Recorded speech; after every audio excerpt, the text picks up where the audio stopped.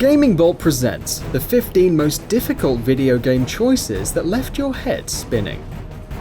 The days of a simple "the princess is in another castle" plot in gaming is over, for better or worse. Now any game with a single player component is expected to have at least an adequate plot, and many games have taken that a step forward by allowing the player to influence that story. Many of these choices end up being difficult, and we've compiled a list of the 15 most difficult choices that left your head spinning in gaming. Spoiler warning, obviously. Skyrim, choosing a side in the Civil War. Skyrim is a great game, and will no doubt go down as a legend in the annals of RPGs, but it's far from flawless. One choice in particular left many fans reeling, not because of how difficult it was, but by how pointless it ended up being. The civil war between the Tamriel government and Skyrim was a huge plot point at the start of the game, and as its side quests unfolded, it felt like an epic adventure. Unfortunately, when it was time to choose a side and put an end to the war, life continued on like nothing happened either way. Splinter Cell Double Agent, save or sacrifice Lambert. In Double Agent, aged spy Sam Fisher is tasked with infiltrating a terrorist organization known as the John Brown Army. Unfortunately, when Sam is supposed to meet his contact and longtime friend and series main character Lambert, something goes wrong. Lambert is captured by the JBA, and you're tasked with either killing him to protect your cover, or risk getting caught and helping him escape. So, let me introduce you to our latest problem. Jamie caught him inside the compound. It's like he was looking for somebody, which pushes up our timetable. You think he's CIA? I don't care if he's PTA. Because I like you, Sam, you get to do the honors.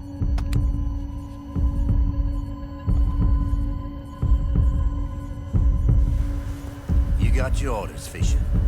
And Jamie, you have yours. You can give the boys in the surveillance room a show. Put him out of his misery.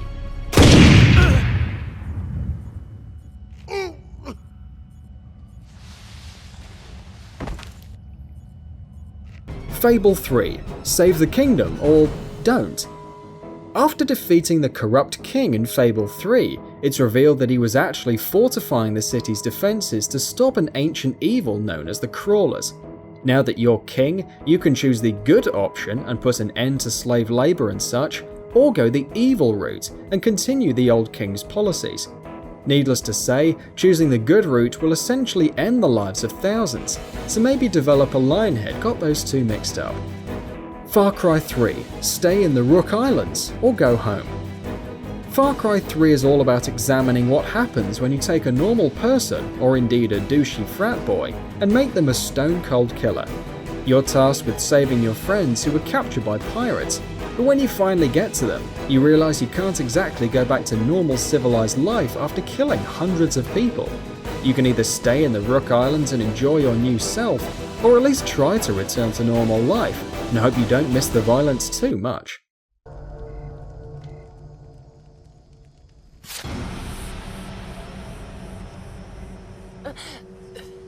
Jason.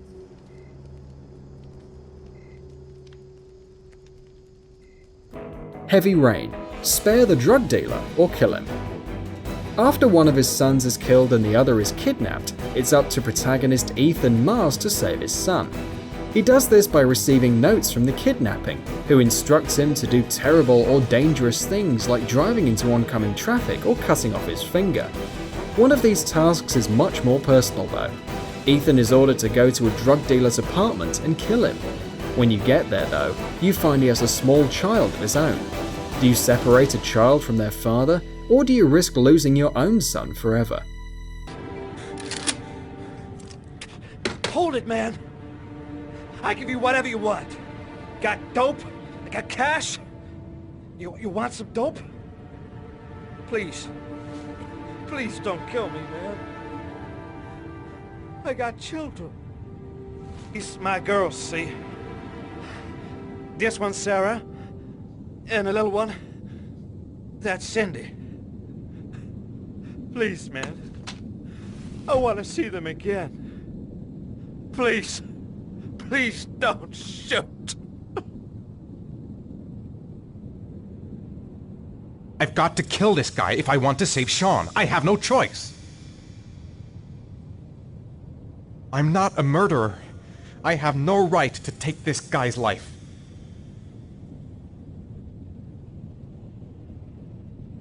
He's a drug dealer, just scum. He wouldn't hesitate for a second if he was in my place. He's got a family just like me. How can I take his life to save my son's?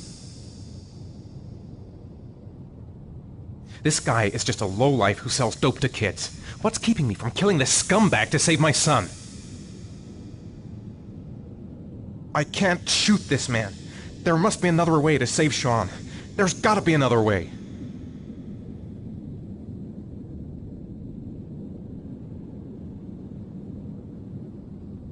I'm a father too. But I have no choice.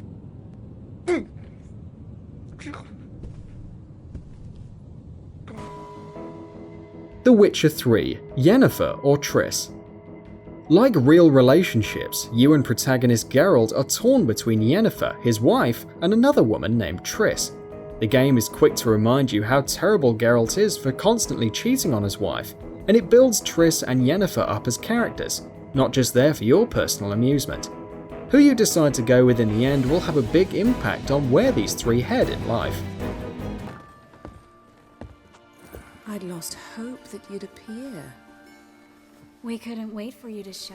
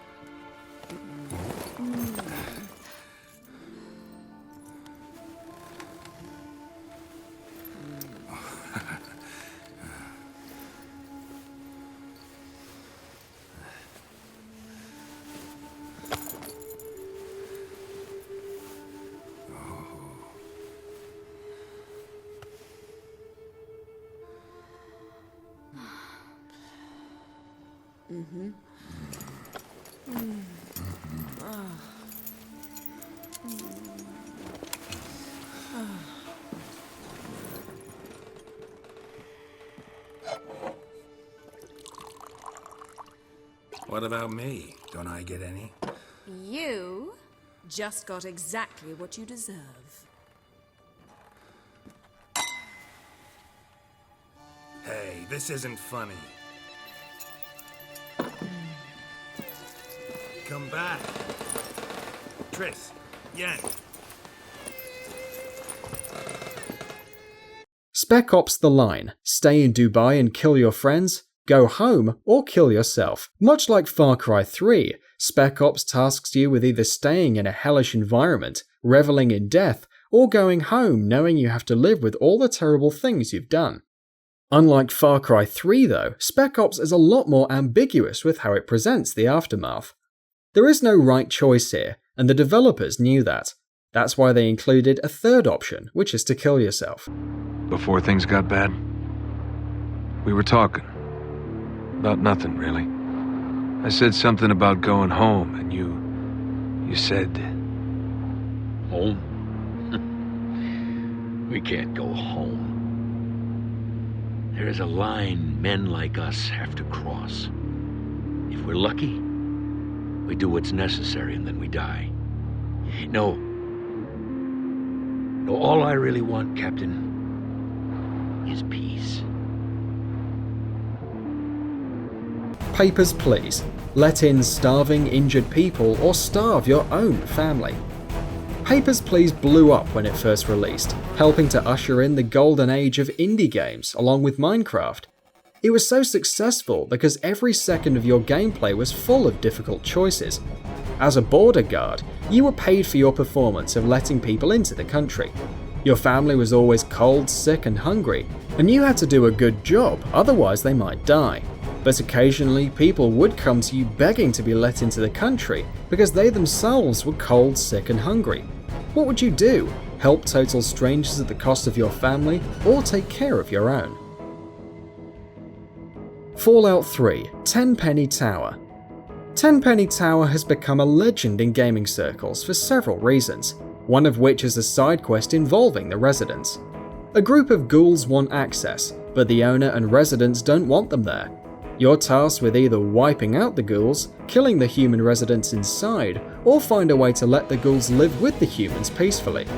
However, if you choose this third option, you'll be surprised to find one day that the human residents have all mysteriously vanished, only to find them dead in a nearby ditch. The Walking Dead. Kill Duck or let Kenny do it. Honestly, we could just put the entire game of The Walking Dead here, but that'd be cheating. Instead, we'll go with this one and another later. In one episode, your friend Kenny's son was bitten by a zombie and wife committed suicide. Unable to let his son turn, Kenny decides his son, Duck, has to die. Do you take the gun from Kenny and kill the child, or do you leave Kenny to do it?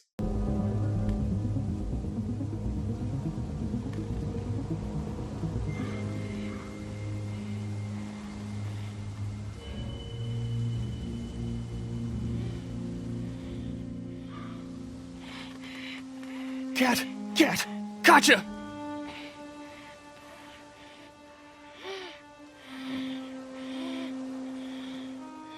Why? Cat? Honey? Oh, fucking God!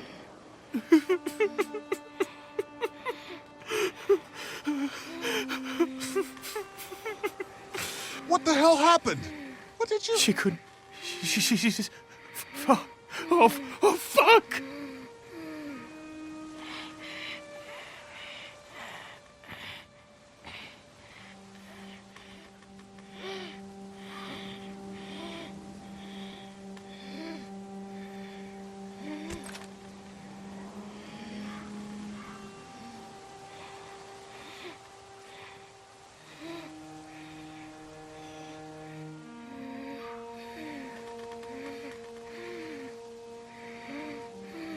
What do we do?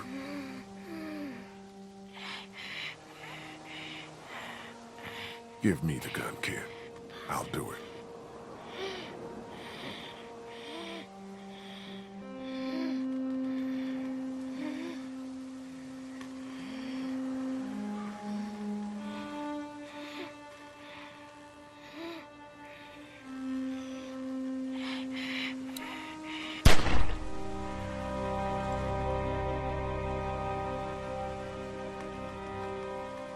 Infamous 2. Who do you want to murder? Infamous 2 has sadly been forgotten over time, but its moral choice system is one of the best in gaming. That includes the final choice in the game, even if it was ruined by Second Son.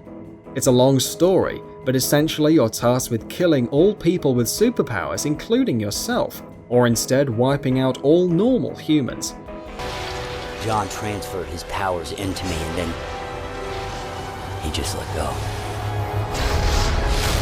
The blast was devastating, but worth it. New conduits had been activated, all of them healed of the plague. We said goodbye to our old lives and got to work mastering our new abilities. There was a job to do. Millions were still infected, and all of them would die within weeks. We were living proof that some of the sick could be saved. I could raise them up, creating new conduits. Sure, the odds were only 1 in 1,000, but it was better than nothing. Of course, the rest of the world didn't agree, reacting in the only way they knew how.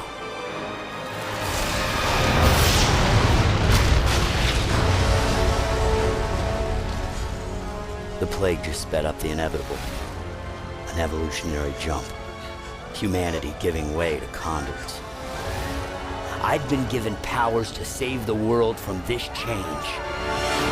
But now I stand at its center. Metal Gear Solid 1. Meryl or your thumb?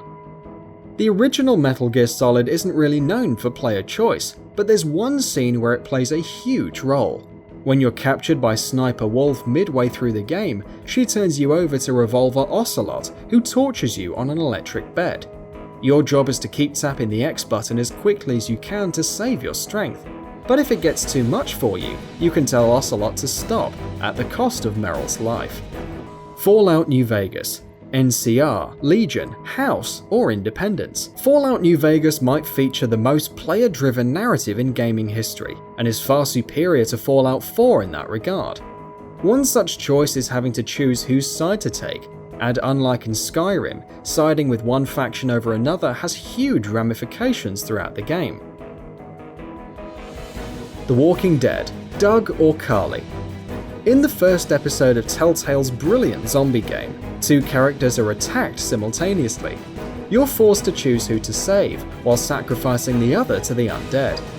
Since this happens in the first episode, you're forced to live with your choice throughout the entire series too.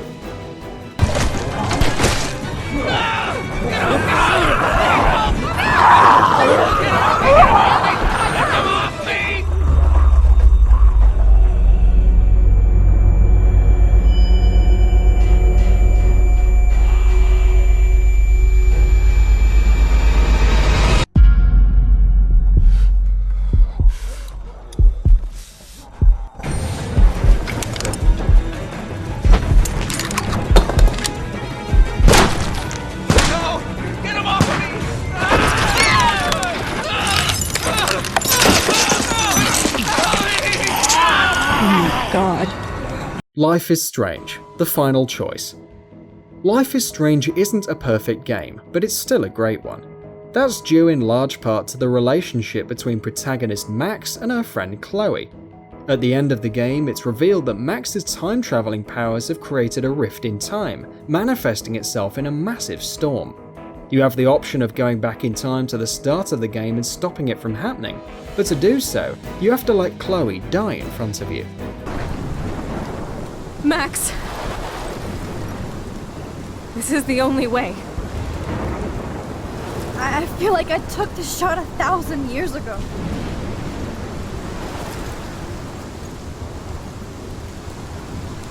You could use that photo to change everything right back to when you took that picture. All that would take is for me to... Fuck that! No way! You are my #1 priority now. You are all that matters to me. I know. You prove that over and over again. Even though I don't deserve it. I'm so selfish. Not like my mom. Look what she had to give up and live through. And she did. She deserves so much more than to be killed by a storm in a fucking diner. Even my stepfather deserves her alive. There's so many more people in Arcadia Bay who should live. Way more than me. Don't say that. I won't trade you. You're not trading me. Maybe you've just been delaying my real destiny. Look at how many times I've almost died or actually died around you. Look at what's happened in Arcadia Bay ever since you first saved me. I know I've been selfish, but for once, I think I should accept my fate. Our fate. Chloe! Max, you finally came back to me this week, and you did nothing but show me your love and friendship. You made me smile and laugh like I haven't done in years.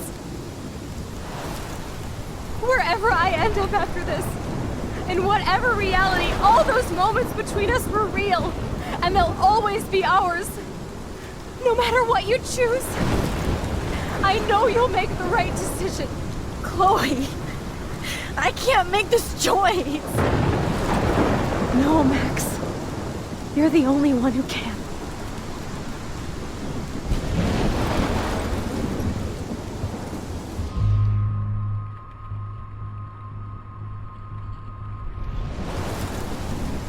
Max. It's time. Not anymore. And that wraps it up. What are your thoughts about this? Let us know in the comments below. And if you enjoyed this video, please like and share it on Twitter and Facebook. And why not consider subscribing? We upload some really cool videos almost every day. Thank you for watching this video, and happy gaming!